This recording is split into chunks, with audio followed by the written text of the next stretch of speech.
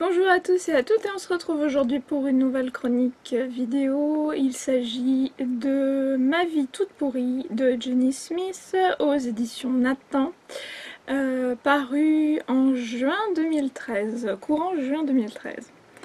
Alors pour résumer très rapidement cet ouvrage très jeunesse, je vous annonce tout de suite la couleur, c'est vraiment très jeunesse. C'est l'adolescence imaginaire de Bridget Jones. Voilà.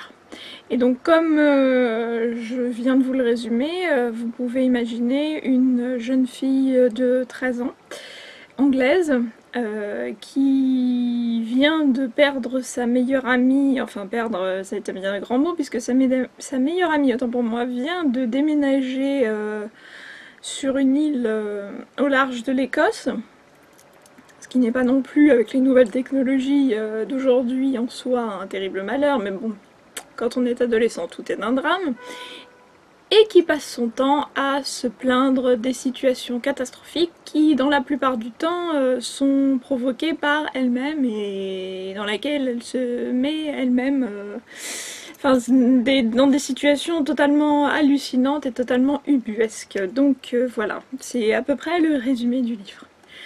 Néanmoins, chose intéressante pour ce livre quand même, parce qu'il n'est pas tout à fait si, comment dire, futile que ça. Il est quand même question de thèmes classiques, bon, forcément relatifs à l'adolescence. Alors des thèmes, bon, dont on entend quasiment toujours parler dans les romans pour ados, à savoir comment trouver sa place au sein du groupe, comment réussir à garder sa propre personnalité par rapport aux influences des autres, faire face à son désir de grandir aussi, parce qu'on se trouve entre deux âges, entre l'enfance et entre l'âge adulte, donc on ne sait pas trop où bien se placer.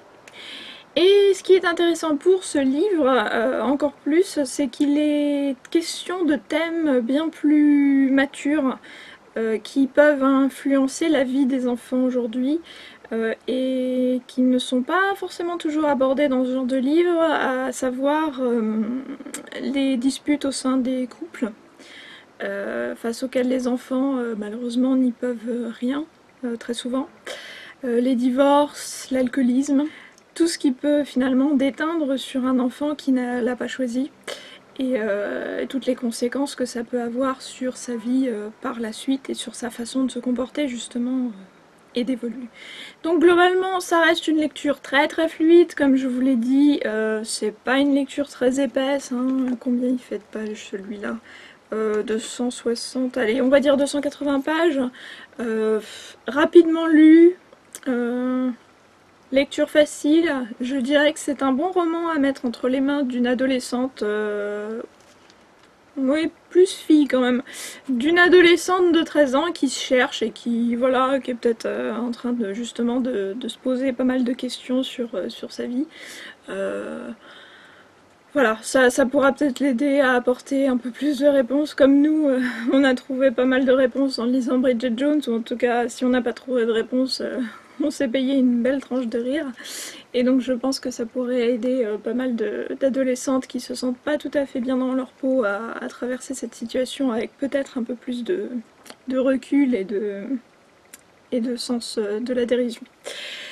Et voilà, ce sera tout pour ce court roman. Je vous dis à très bientôt pour une nouvelle chronique littéraire. Salut!